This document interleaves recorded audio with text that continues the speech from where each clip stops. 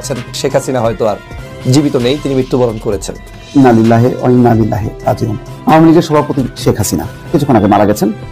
এখন breaking news, Sheikh Hasina মারা গেছেন। ইন্না লিল্লাহি ওয়া ইন্না ইলাইহি রাজিউন। মাথা ঘুরে পড়ে যান তিনি। সেখান থেকে স্কয়ার হাসপাতালে নেওয়া হলে তাকে মৃত ঘোষণা করা হয়।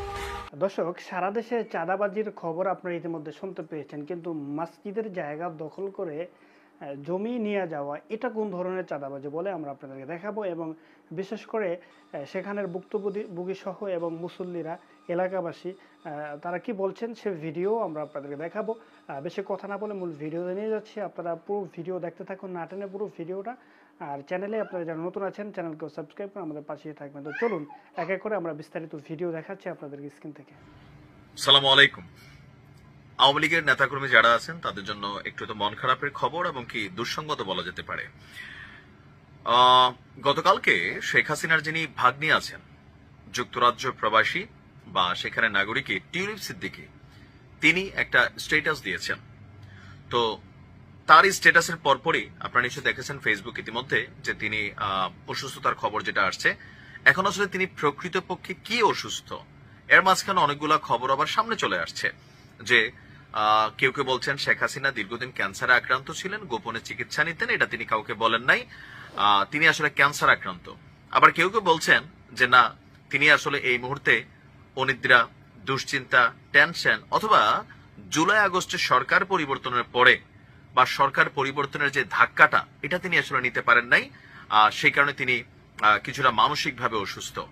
আবার কেউ কেউ বলছেন যে না ভাই, শারীরিকভাবে অসুস্থ, আবহাওয়া চেঞ্জ হচ্ছে, বয়স হয়ে গেছে, শীতকাল আসতেছে, তিনি আসলে প্রকৃতপক্ষে কি অসুস্থ। আসুন দেখি আজকের ভিডিওতে আমরা একটু জানার চেষ্টা করি।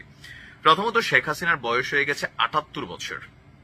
আমার দাদি নানি বা আপনার দাদি নানি বা মা যারা আছেন তারা কিন্তু সোজা হইয়া নিজেরা হাঁটতে পারেন না, তাদেরকে কেউ ধৈর্য হাঁটাইতে হয়, চোখে চশমা লাগে বা ভাত অনেক সময় লোকমা দিয়ে খাওয়াই দেওয়া লাগে, হ্যাঁ এরকম কিন্তু অবস্থা। বাট এই বয়সেও শেখ হাসিনা বা বেগম খালেদা জিয়া, তারা দুজন কিন্তু মোটামুটি ভালোই শক্তিশালী আছেন। যেমন বেগম খালেদা জিয়ার বয়স হচ্ছে ৮০ বছর, তো ওনার থেকে ২ বছরের ছোট হচ্ছে শেখ হাসিনা ৭৮ বছর।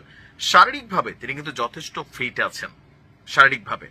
এখন অসুস্থতার বিষয়টা নিয়ে যে বিষয়টা আসছে, প্রথমত শেখ হাসিনা ক্যান্সার আক্রান্ত যেই খবরটা ছড়িয়েছে, দৈনিক ইত্তেফাকে আমি ঘাইটা দেখলাম ২০২৫-এর এই বছরেরই ফেব্রুয়ারি তো ঠিক এমন একটা নিউজ বের হয়েছিল যে শেখ হাসিনা ক্যান্সারে আক্রান্ত আর গোপনে সিঙ্গাপুরে তিনি চিকিৎসা নিচ্ছেন অথবা সিঙ্গাপুর থেকে ডাক্তার এসে তার চিকিৎসা করছে। এটা কিন্তু ভুয়া খবর যে শেখ হাসিনা ক্যান্সারে আক্রান্ত। এটা নিয়ে যারা দেখে মন টন খারাপ করছেন, তিনি ক্যান্সারে আক্রান্ত হন নাই। তো টিউলিপ সিদ্দিকের পোস্টের মধ্যে ঠিক এতটুকুই লেখা আছে যে খালামনের জন্য দোয়া চাই, তিনি কিছুটা অসুস্থ। এখন এই অসুস্থতাটা স্পেসিফিকলি কি অসুস্থ, এটা এখন আমি অনেকগুলা গণমাধ্যম ঘাটাঘাটি করলাম, সবাই ওই রকমই লিখছেন যে কিছুটা অসুস্থ, কেউ লিখছেন অসুস্থ বাট ওই যে ক্যান্সার বা বড় ধরনের কোনো রোগ হয়েছে এটা কিন্তু হয় না। আবার অনেকে বলার চেষ্টা করছেন শেখ হাসিনার বড় ধরনের অসুখ হলেও এটা এই মুহূর্তে জনসম্মুখে আসবে না। কেন আসবে না? আওয়ামী লীগের নেতাকর্মীরা প্রতিদিন রাত মনে করেন যে আপা আসবেন, বাংলাদেশ হাসবে, আপা আসবে, বাংলাদেশ হাসবে, এই যে তাদের ডায়লগটায়। তো এখন যদি কোনো কারণে তিনি মারা যান বা বড় ধরনের কোনো অসুস্থতা হয়, এটা দলের যেই শৃঙ্খলা, চেইন অফ কমান্ড এবং আগামী দিনে নেতৃত্বে কারা আসবেন, এই জায়গাটার মধ্যে একটা কি বলে যে দুর্বলতা তৈরি করবে। আবার কেউ কেউ বলার চেষ্টা করছেন গেল ২-১ মাস আগে আওয়ামী লীগের নেতৃত্বে পরিবর্তন আনতে যাচ্ছেন শেখ হাসিনা, সভাপতির পদ তিনি ছাড়বেন। আলোচনা ছিল সজীব ওয়াজেদ জয় এবং ওনার মেয়ে পুতুলের নাম। তো অনেকে বলার চেষ্টা করছেন যে তিনি আসলে বড় একটা অসুখে আক্রান্ত, যেটা তিনি প্রকাশ করতেছেন না। আর এই সময়টার মধ্যে তিনি আসলে আওয়ামী লীগকে আগামী দিনে কে বা কারা এটার মাঝি হিসাবে দাঁড়াবেন বা কান্ডারি হবেন, সেটা তিনি সেট আপ করে দিতে চাচ্ছেন। তবে এখন পুরা জিনিসটাই হচ্ছে আপনার ভাষা। তো যেহেতু টিউলিপ সিদ্দিকী শেখ হাসিনার বোনের মেয়ে বা সজীব ওয়াজেদ জয়, তাদের মুখ থেকে স্পেসিফিক কোনো ওয়ার্ড আসার আগে বিভিন্ন জায়গায় বিভিন্ন রকমের মন্তব্য আসতেছে, বক্তব্য আসতেছে। আসলে কোনটা যে সঠিক কোনটা ভুল এটা কিন্তু প্রমাণিত করা যাচ্ছে না। বাট অসুস্থ তিনি, এটা 100% সত্য। আর বয়স্ক মানুষ, বয়স হয়েছে, আবহাওয়া চেঞ্জ হয়েছে, ঠান্ডা পড়তেছে অনেক দেশে, ভারতেও ঠান্ডা পড়তেছে, এটাও হইতে পারে, মানসিক স্ট্রেস হইতে পারে, আবার হইতে পারে আসলে তিনি বড় কোনো অসুখে আক্রান্ত যেটাকে গোপনীয়তা রাখা হচ্ছে। যেমন ধরেন ভ্লাদিমির পুতিনের অনেকে বলে ক্যান্সার, আমেরিকা বারবার তার বিভিন্ন ধরনের জিনিস প্রকাশ করে। আর ধরেন তিনি কোন দেশে গেলে তার হাগুটাও পর্যন্ত তার দেশের লোকেরা সাথে নিয়ে আসে, যেন প্রমাণ করা না যায় যে তিনি বড় কোনো অসুস্থতায় হ্যাঁ দর্শক, ইতিমধ্যে আপনারা আমাদের স্ক্রিন থেকে সরাসরি ভিডিও ফুটেজ দেখতে পেয়েছেন। তো সর্বশেষ আরও একটা ভিডিও আছে সংক্ষেপে, সেটা দেখাবো। সর্বশেষ ভিডিও দেখলে আরও স্পষ্টভাবেই আপনারা বুঝতে পারবেন এই সম্পর্কে। তো চলুন।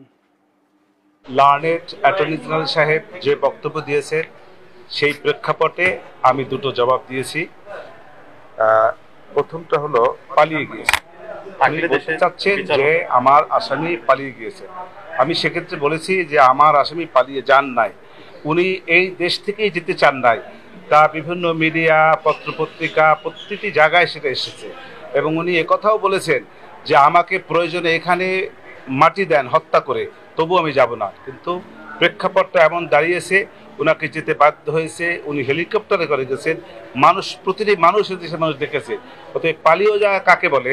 যে পালিয়ে যাওয়া বলে চোরের মতো লুকাই লুকিয়ে যাওয়াটাকে পালিয়ে বলে। অতএব এই পালিয়ে যাওয়া বিষয়টাই আমি ডিফেন্ড করেছি। আর দ্বিতীয় কথা হলো যে একটা কথা বলা হয়েছে,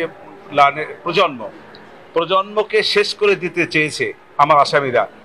একটা মানবতা বিরোধী অপরাধ হতে হলে যে একটি সম্প্রদায়কে বা একটি জাতিকে, একটি গোষ্ঠীকে নিশ্চিহ্ন করা একটি প্রক্রিয়া, প্রচেষ্টা থাকতে হয়, এবং সেই প্রচেষ্টার অংশ হিসাবে মানুষকে হত্যা করতে হয়, যেটা হিটলার করেছিল ইহুদিদের বেলায়।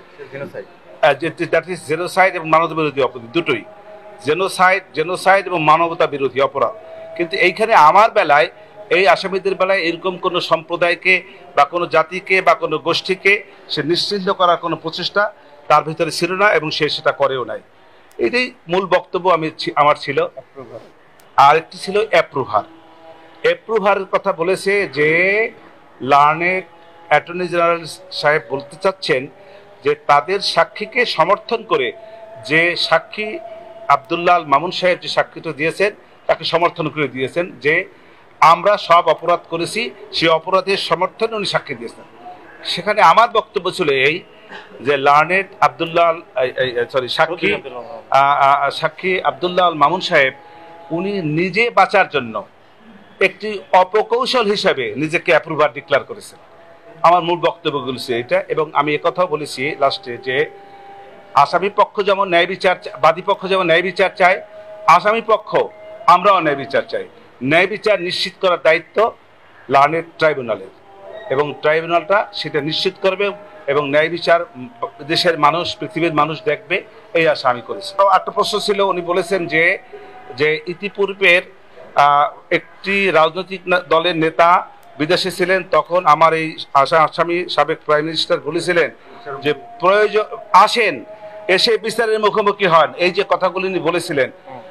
কিন্তু উনি আসেন নাই। আমিও সেটার পরিপ্রেক্ষিতে বলেছি যে কারণে উনি আসেন নাই এবং এখনো আসেন নাই, সেই একই কারণে শেখ হাসিনাও আসেন নাই। আমি মনে করি যে রাষ্ট্রপক্ষ সন্দেহাতীতভাবে আমার আসামি সাবেক প্রধানমন্ত্রী শেখ হাসিনা এবং সাবেক স্বরাষ্ট্রমন্ত্রী আসাদুজ্জামান খান কামাল তাদের বিরুদ্ধে মামলা প্রমাণ করতে সক্ষম হন নাই।